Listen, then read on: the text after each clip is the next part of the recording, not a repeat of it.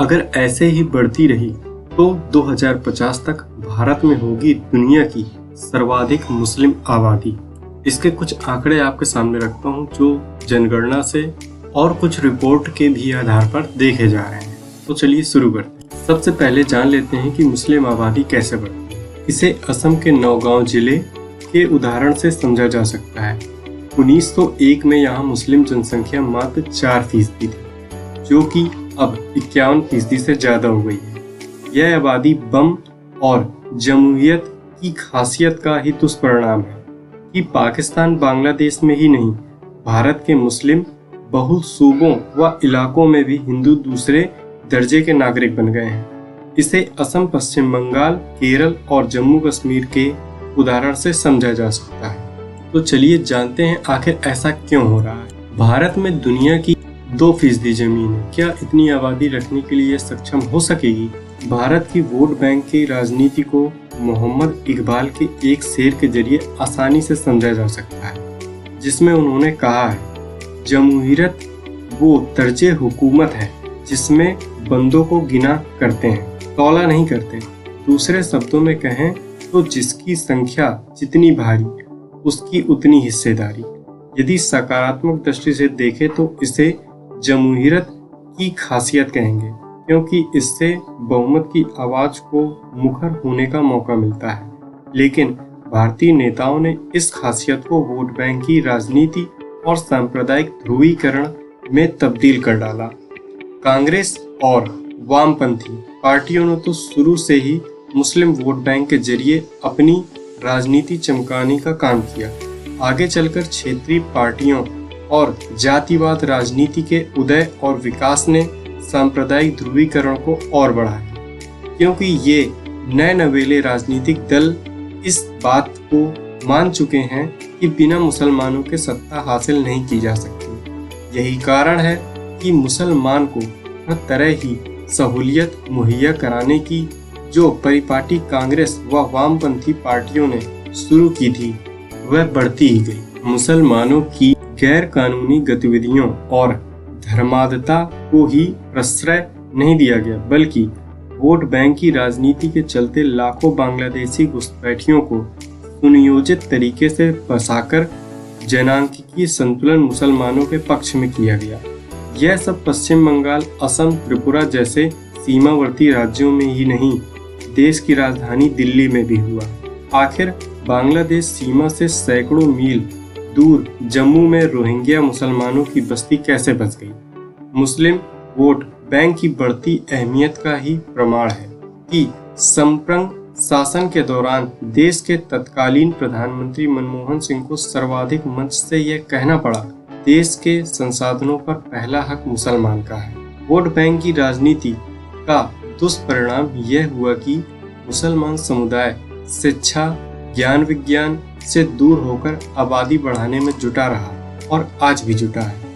1947 में जब देश आजाद हुआ था, तब कुल जनसंख्या में 84% हिंदू और 9% मुसलमान थे। लेकिन 2011 में यह अनुपात क्रमशः 79.8 और 14.2% हो गया है।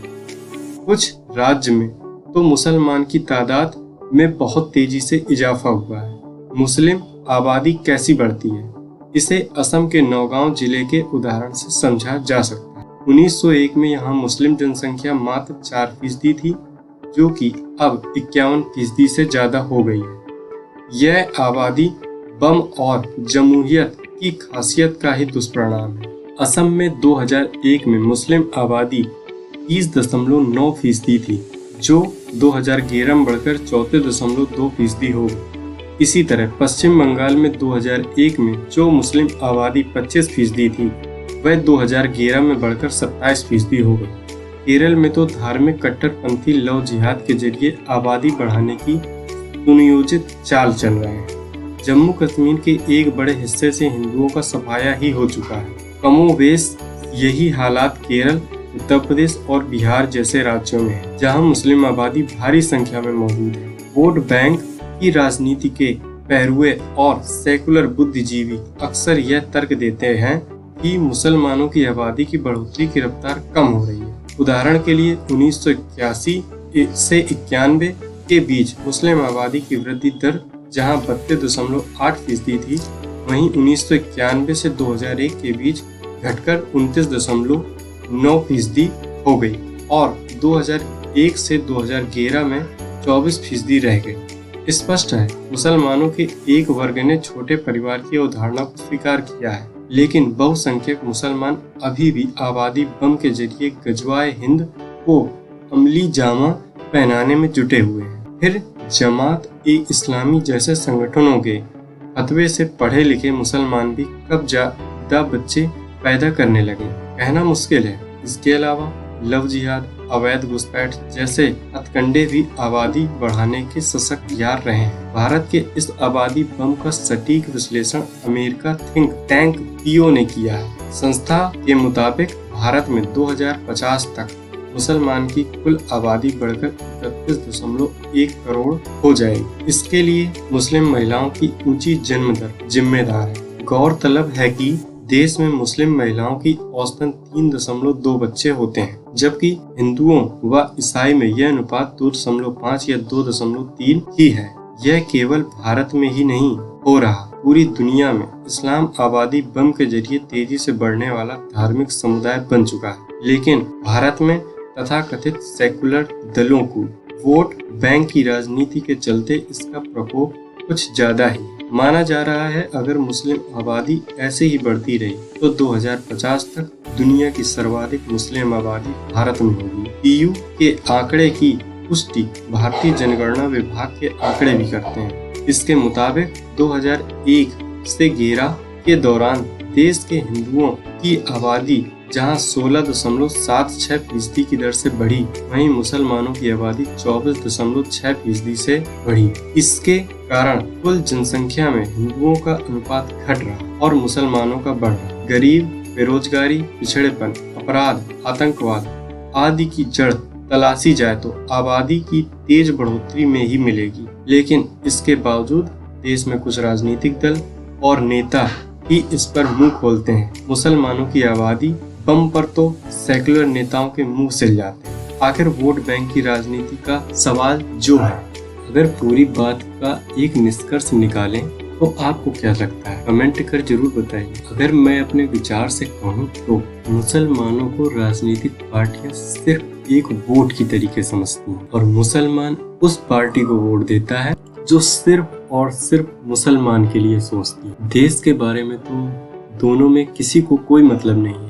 देश की यदि आर्थिक स्थिति खराब हो जाए तो वह तथाकथित पार्टी तो देश से एक मोटा पैसा लेकर चली जाएगी और ये कुछ देशों में देखा भी गया है जहां पर तख्ता पलट हुआ है। आखिर इस सब का कारण क्या कहा जा सकता है? कभी सोचा है आपने? इसका मुख्य कारण है मुसलमानों में शिक्षा की कमी।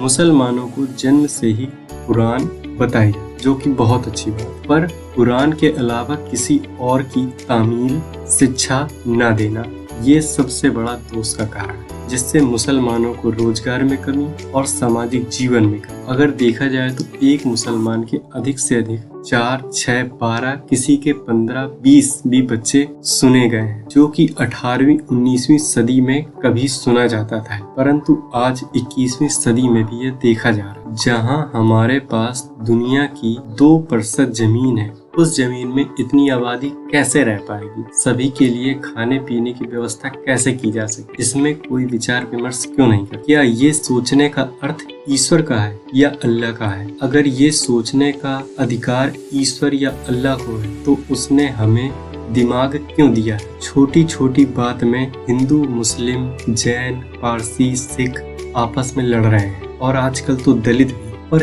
क्यों लड़ रहे हैं?